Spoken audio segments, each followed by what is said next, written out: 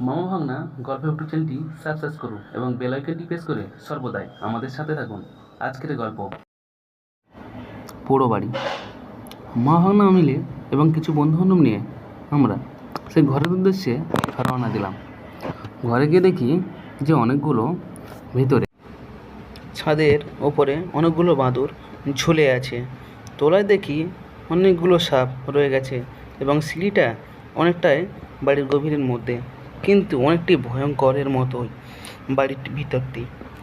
বাড়ির ভিতরে অনেক মাকড়সার জাল এবং অনেক পাতালোটা এবং অনেক জিনিসপত্রই পড়ে আছে।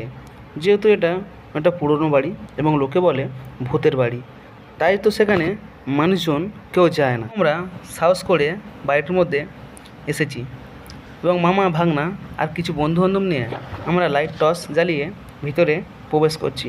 হঠাৎ একজন বলছে, পিছন থেকে হঠাৎ একজন চিল্লিয়ে উঠেছে। আমি তাই শুনে মামার কোলে লাফ মেরে এক লাফে উঠে গেছি। মামাকে বলছি যে মামা, ভূত এসে গেছে। একজন আওয়াজটা দেওয়ার পরে আমরা ভয় পেয়ে গেছি। তারপরে মামা ভাগনা মিলে দোতলার দিকে ছাদের দিকে আস্তে আস্তে এগিয়ে যাচ্ছি। অনেকে বলছিল নাকি গলা কাটা ভূত এখানে আছে। তবু আমরা বাড়িতে ঘুরতে গেছি উপরে। গিয়ে দেখি উপরে বাদুড় এবং পেঁচা কিছু আছে। তো যাই হোক, সেখান থেকে দেখে আমরা আরও 2-4টে ঘর দেখতে গেলাম।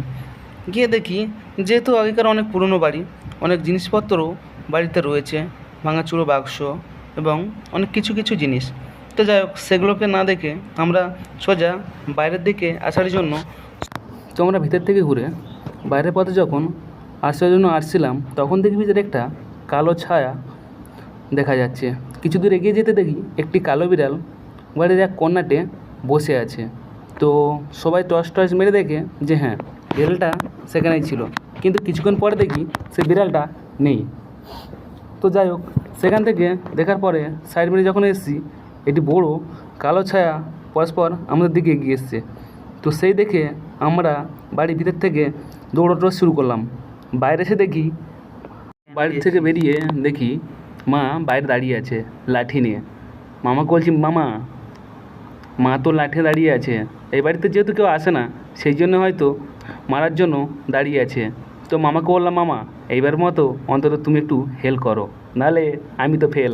তো তবু মামাকে বলে বোঝানোর পরে মামা বললো ঠিক আছে, এবার টাইম ওই দেখছি এবং ভাঙনারও পড়েছে। আপনার জন্য পুরো বাড়িটা ঢোকা কি সমস্যা হয়েছে? আজকের গল্প এতটুকুই ছিল।